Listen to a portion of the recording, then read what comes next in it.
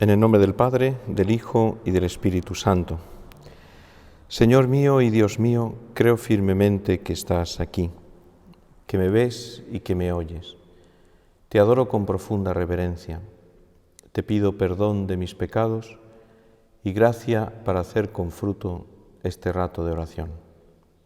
Madre mía Inmaculada, San José, mi Padre y Señor, Ángel de mi guarda, interceded por mí.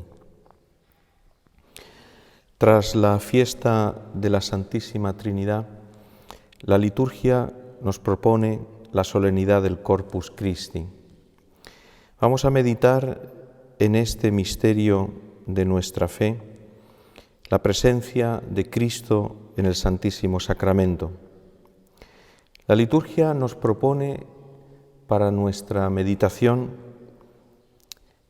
la narración de la institución de la Eucaristía en la última cena, según el Evangelio de San Marcos.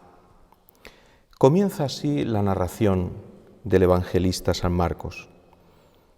El primer día de los ácimos, cuando se sacrificaba el Cordero Pascual, le dijeron a Jesús sus discípulos: ¿Dónde quieres que vayamos a prepararte la cena de Pascua?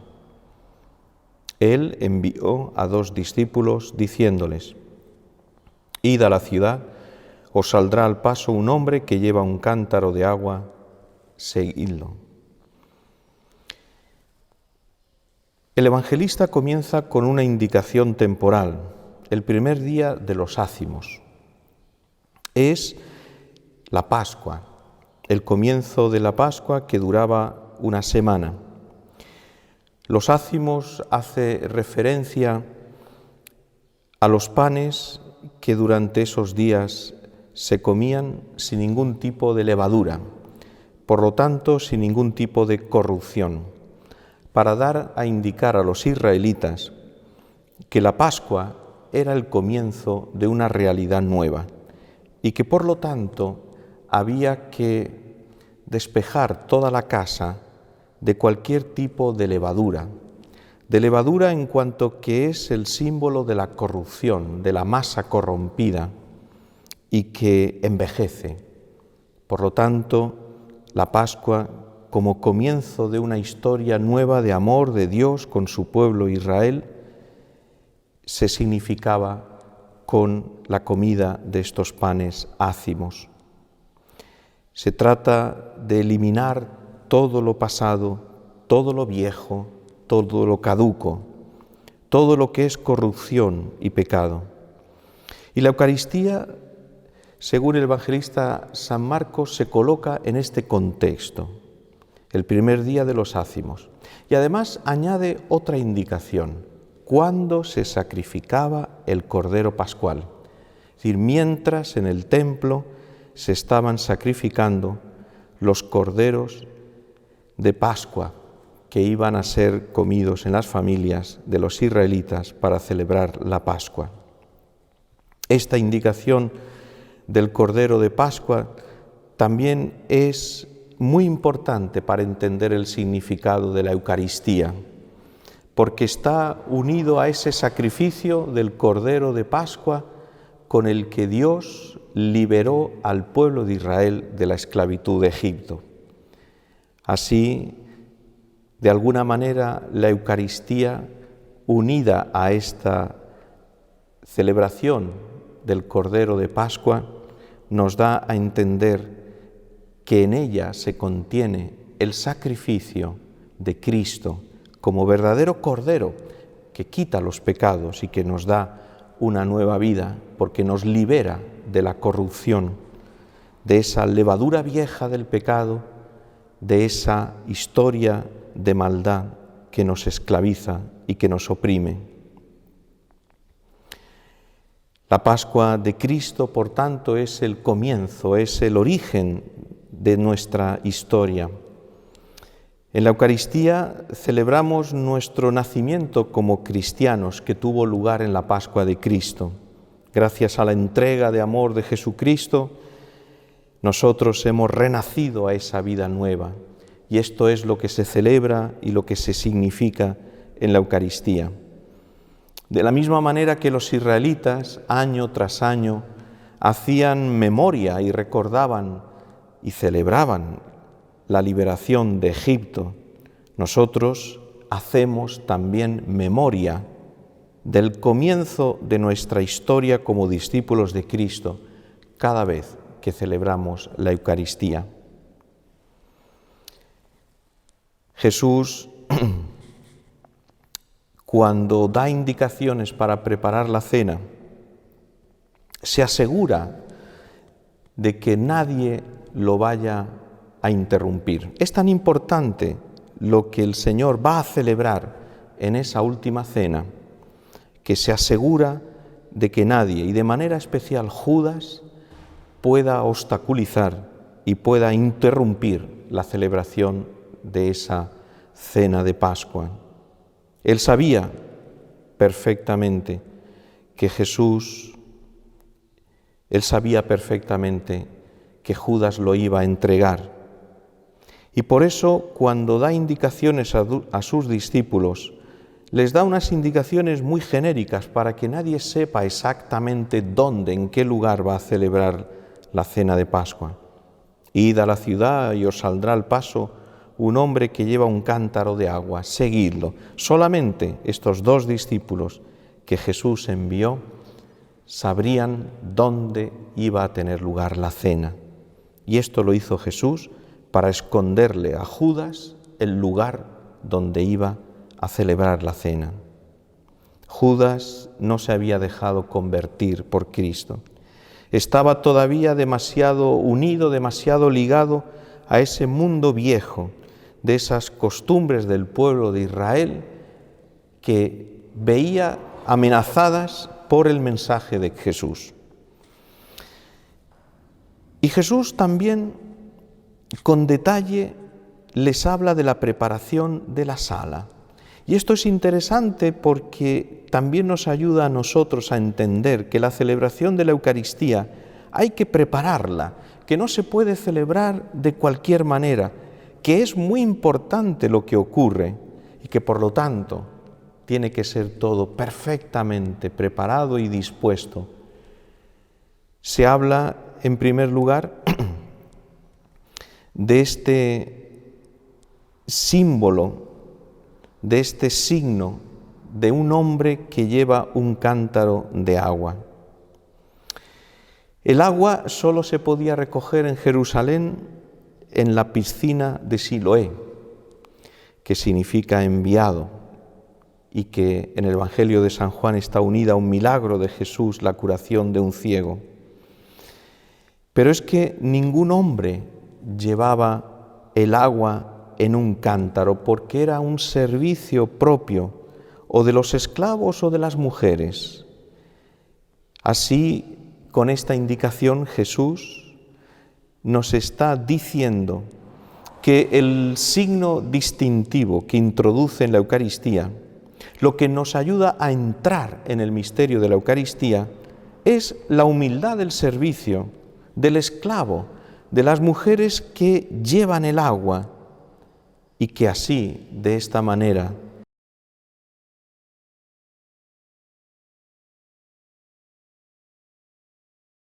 y de la entrega de Cristo, porque en la Eucaristía Cristo se nos da como se nos dio en la cruz.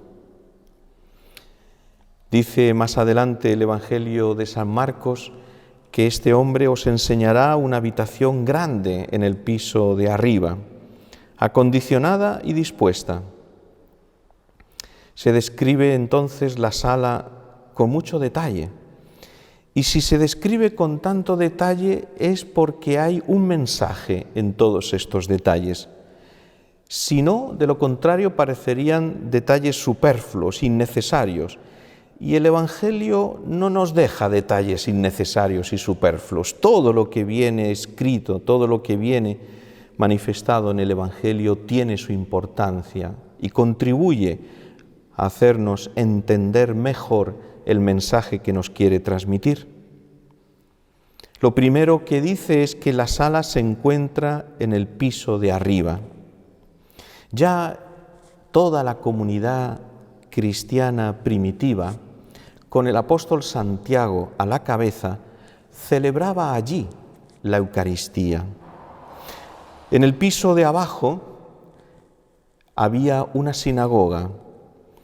Los judíos creían que esa sinagoga estaba construida, todavía hoy lo afirman, en la tumba del rey David, cosa que no es cierta. Y los primeros cristianos celebraban la liturgia de la palabra en la sinagoga que había abajo y después, en el piso de arriba, celebraban la Eucaristía. ¿Por qué se encuentra en el piso de arriba? ¿Qué importancia tiene esta indicación?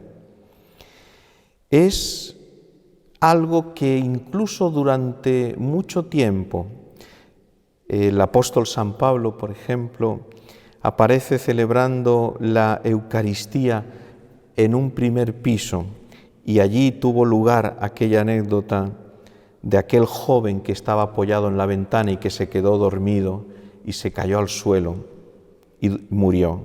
Y San Pablo bajó y se lo hizo incorporarse, devolviéndole la vida con gran alegría de sus familiares. Los discípulos que van a celebrar la Eucaristía, por tanto, deben subir más arriba de donde se encuentran, más arriba de los criterios y de los valores que hay en este mundo y en esta tierra. Abajo hay unos criterios, pero la Eucaristía nos hace subir más arriba para ver un mundo nuevo, con unos criterios nuevos, con una realidad nueva, con un amor nuevo. Allí abajo una persona incluso puede ser despreciada porque no vale, porque no es útil, porque no cuenta, porque no produce. En cambio, en el piso de arriba, esa misma persona es importante. Y dice además el Evangelio que se trata de una sala grande. ¿Cuál es el significado de esta sala grande? Del cenáculo. El significado es el de una iglesia que tiene el corazón grande, que acoge a todos, como se dice en el Evangelio del banquete de bodas del Hijo del Rey, y cómo el Rey envía por 3 veces a sus siervos para que salgan por todos los caminos, y de esa manera la sala se llene de invitados. Aunque estén sucios, aunque sea gente pobre y miserable y despreciable, no se juzga ni se critica a ninguno. Cada uno es acogido, haya hecho lo que haya hecho. Basta que se dé cuenta de que para él empieza una vida nueva. Basta que él sea consciente de que a pesar de su vida, ahora comienza algo nuevo, porque se le da también a él a participar un amor nuevo, gratuito, inmerecido, como todos nosotros, porque todos nosotros, en mayor o en menor medida, también tenemos suciedad y deformes aparecemos ante el Señor, y en cambio el Señor nos acoge y nos ama y nos quiere. Y por eso la sala es grande, y por eso la iglesia es grande, y por eso la Eucaristía hay que celebrarla en una sala grande para que acoja a todos. Añade que estaba ya dispuesta y preparada para la fiesta. Los judíos, siguiendo la moda y las costumbres de Roma, se recostaban a la mesa, no se sentaban, sino que recostándose sobre unas esteras se apoyaban en unos cojines con el brazo izquierdo y así comían. Era realmente una posición extraordinariamente incómoda. Comer de esa manera realmente era bastante incómodo. Pero tenía un significado, porque indicaba que esa persona era libre y no tenía miedo y no había amenazas de ningún tipo. Y por eso se presentaba así a la mesa de esta manera, recostado como un hombre libre. Porque en la Eucaristía no podemos participar si somos esclavos, si todavía estamos atados, si no somos libres, si tal vez nos encontramos demasiado esclavos de tantas cosas, de tantos pecados, de tantos remordimientos, de tanta susceptibilidad, de una imagen excesivamente alta de nosotros mismos o una imagen demasiado rígida de Dios, si estamos todavía esclavos de una falsedad en nuestra vida, de nuestras máscaras, de nuestra ambición, de nuestra envidia o de nuestro orgullo y lujuria. Tenemos que presentarnos en la Eucaristía como hombres libres que han dejado atrás esa levadura vieja de una vida corrompida, de una vida que no es limpia, que no es auténtica, que no está llena de amor. A continuación, el Evangelio de San Marcos nos narra algunos detalles de la institución de la Eucaristía. Mientras comían, dice, tomó pan y pronunciando la bendición, lo partió y se lo dio diciendo: tomad, esto es mi cuerpo. Y después tomó el cáliz, pronunció la acción de gracias, se lo dio y todos bebieron.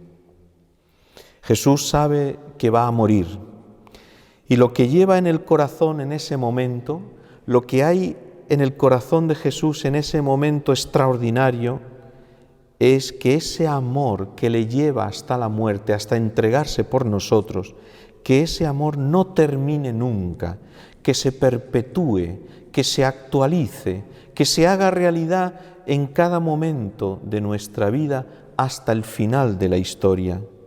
Él quiere que nazca ese mundo nuevo, fruto de su amor, que nazcan esos hombres nuevos con un corazón transformado.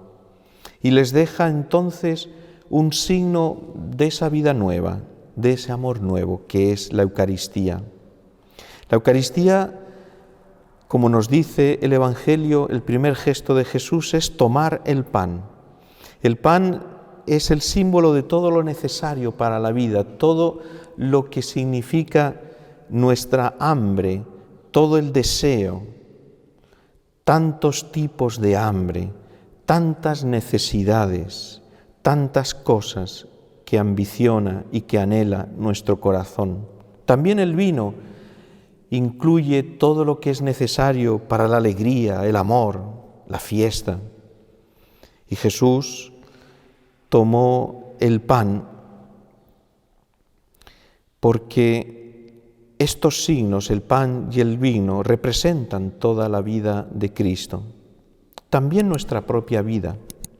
El pan está formado de granos de trigo y esos granos de trigo, para formar el pan, tienen que ser aplastados, machacados, hasta formarse una harina. El grano de trigo por sí mismo no forma el pan. Nos viene de la creación, lo recogemos, se cosecha, pero después hay que trabajarlo.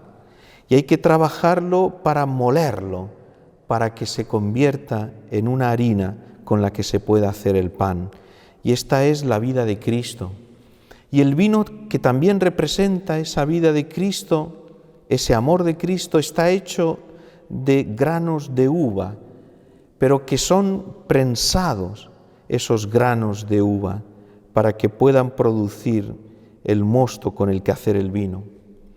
Es la imagen tanto de la harina como del mosto, la imagen del sacrificio, de la entrega, del darse completamente. La Eucaristía está hecha de pan y vino porque está hecha del amor y de la entrega de Cristo. Aquí no hay espacio y no hay lugar para la comodidad, para la ambición, para una vida de egoísmo. La Eucaristía nos señala el amor y la entrega total de Cristo hasta el don total de su vida. Por eso, en la Eucaristía el Señor nos entrega su sacrificio. Dice el Evangelio que tomó el pan y lo partió, porque ese pan, ese amor de Cristo, tiene que ser compartido, tiene que ser entregado, tiene que ser dado a los demás. No podemos retenerlo egoístamente.